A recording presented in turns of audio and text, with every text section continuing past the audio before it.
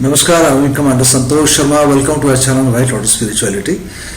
Many times I have found that people are very scared of Saturn.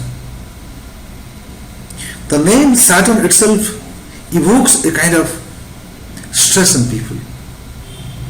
It will be true in many cases, but not always. Please understand that all the planetary energy, they give you something good, but sometimes they also, along with giving good, they also give you something bad. Today we will be taking a case of Saturn being in the 11th house. This is the Lagna house. So 1, 2, 3, 4, 5, 6, 7, 8, 9, 10, 11 and 12. This is 11th house.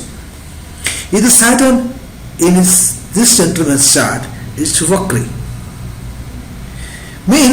Vakri means it is less powerful. The energy is scattered. So, what should he do? A typical astrologer will say that you wear a blue sapphire or the Neelam. That's what he will say. Now, if you wear a Neelam, what will happen? That's what we will discuss now.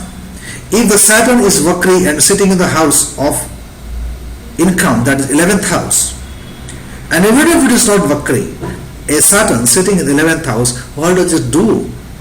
What does it do? And how it affects your life? Saturn in this house will always give you property, jewelry, vehicles, house, landed property, and some source of income you will always have. You will not be a poor person, but you will be a sad person. You will be a melancholic person. You will have money, but you will have sadness. You will not have happiness. Why? Let's understand this.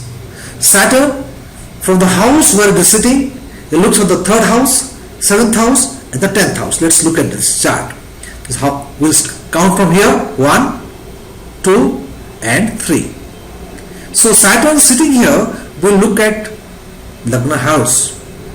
Forget about the moon for the time being. Just understand Saturn looking at the Lagna house. Whenever the Saturn looks at the Lagna house, it creates melancholy inside you.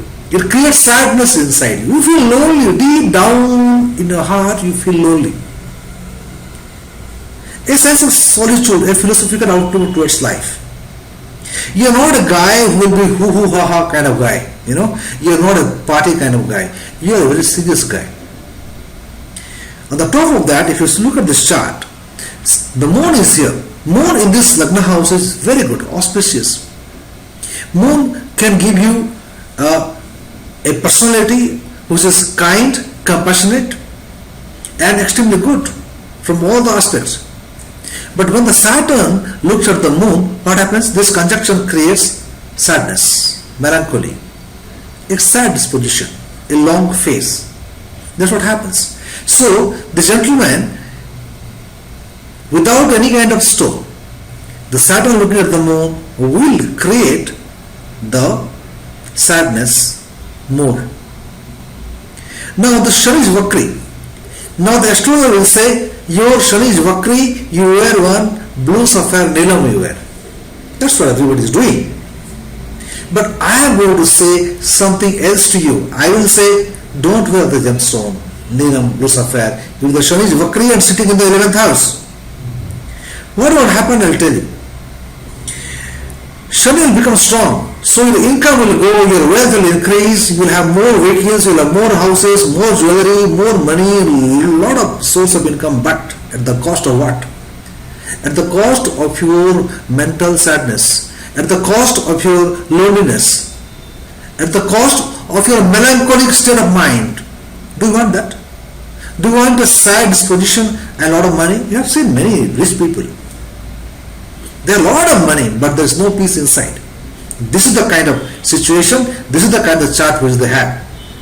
And especially when the moon is sitting there, it makes more sad.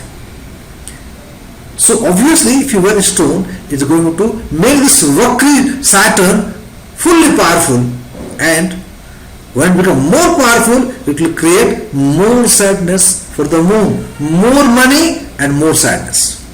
Then we see. 7th house means this 3rd house, 4, 5, 6, 7. This is the house of creativity. From Lagna at the 5th house, from Saturn to the 7th house. From Lagna, it is 1, 2, 3, 4, 5. Fifth house of creativity. From Saturn, this position, it is 7th house. 1, 2, 3, 4, 5, 6, 7. 7th house. Then what happens? You create negative things. Your creativity is lopsided. It is originating from a zone which is negative itself. So whatever you conceive, whatever you plan, it is going to come from the womb of negativity. So if you increase this power of Saturn here, which normally astrologers will advise you to wear a blue sapphire stone or the Neelam, because it is vakri, then your negativity will increase. Instead of creativity, it will be a negative creation, negative creativity we can say. Then it will look at the 10th house, the 7th, 8th, 9th and 10th house. Venus. Saturn and Venus are friendly in nature. Astrology books will say Saturn and Venus are friendly, but what kind of friendship do you know? It's a friendship between a gambler and a drunkard. Is that kind of? It is a friendship between a criminal and a gun dealer, weapon dealer. So Saturn, when looks, the Saturn from here also looks at the Venus, it is going to reduce the romance from your life. You will be less romantic. As it is, this Saturn looking at the Lagna house creating melancholy. Then looking at the Venus is going to create further reduction in romance from your life. Already in this chart, the Sun is sitting in the house of marriage, creating a soul distance between the husband and wife, lover and the beloved. At the top of that, melancholy, and the Venus, the romance is down. So you tell me now, if it is your chart, what will you do? Would you like to boost the power of Saturn, because the gemstones are boosters, as I say. They are not balancers, they are the boosters. If you wear a stone, what will happen? It is going to boost the power. Normally we wear on the right hand. If I am a right-handed person, the astrologers will tell you wear on the right hand middle finger like I am wearing. Neelam. So it will boost the power, your money, your job, prospects, earning, wealth, all these things will increase. It will rocket up, but it will go down where? In your mental state. Melancholy, as I told you. Negative creativity, reduction in the romance, all this will happen. So, as far as I am concerned, I say don't wear a Neelam on the right hand. Then what is the option? Can I wear the left hand? If I wear the Neelam on the left hand, this is yin energy, this is yang energy. This is the booster, this is the reduction, this is the brake, this is the accelerator. That's how the Chandra Nadi, Pingala Nadi, that's the moon, the sun nadis, they run our spinal cord. So, if I wear the left hand, it is going to reduce the power of Saturn. The Saturn is already retrograde, Vakri. If I reduce the power of Saturn by wearing the Neelam on the left hand, what is going to happen? My income will fall. My wealth creation will go down. But what I will gain? I will become less sad. I will create less negativity. My Venus will be less affected badly. So romance quotient will little increase, creativity will little increase, the happiness will little increase, but at the cost of what? Reduction of wealth. When I am going through a phase where my wealth has fallen down, I am not earning enough, then again I will have sadness. You understand?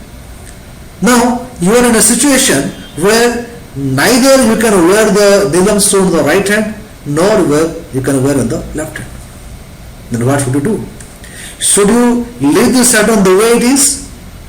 Or you would like to convert this negativity of the Saturn, what is giving, looking at the moon, creativity house and the Venus, to a positive one. Energy we cannot create, energy we cannot destroy, but energy is convertible, that much we know in science. So gemstones being boosters or the reduction within system, avoid wearing Neelam in such a situation. You can wear 17 Mukhi Rudraksh. Rudraksh are the converters of energy, negative to positive energy. It will convert the energy of Saturn. From retrograde, the Saturn will become powerful. Your wealth quotient will go up, but not at the cost of affecting your Lagna house and the moon, not at the cost of your creativity, not at the cost of reduction of power of Venus. It will give a sustained, controlled output of the release of energy, Saturn energy, to you, to your body, to your mind, so that you will have wealth, but also you will have peace and tranquility and the creativity. So in certain cases, one should be very careful about wearing gemstone. Here, Neelam we talked about. It applies to all kinds of gemstones. A careful observation of your chart should be done. The traditional thinking, the traditional way of recommendation of gemstones requires a reconsideration. My appeal to you is that we are all educated. Let's apply our mind and understand. Let us not follow the instruction of anybody saying anything to us, not including me. Please apply your logic, your understanding, your education, and if you find that you are in sync with what I am talking to you, then you can follow me, you can listen to me. If you think that we are not in sync, then obviously you are free, because it is your money, it is your life. Whoever you want to listen to, you listen to them. There is no problem from my side. But my aim is to disseminate, share what understanding I have, so that people can be benefited. I am retired Wing Commander Santosh Sharma from White Lotus Spirituality. Thank you very much for watching this video. I keep making videos on astrology, and will be making more on such topics in future. I make videos on Rudraks and gemstones, and I talk about science, logic, neurology, genetics, RNA, DNA, and the neurology. So in a nutshell, we talk about things which are scientific and logical in nature, and we don't talk things which are fatalistic and dogmatic. So if you are not subscribed to the channel, do subscribe and share with others. Namaskar.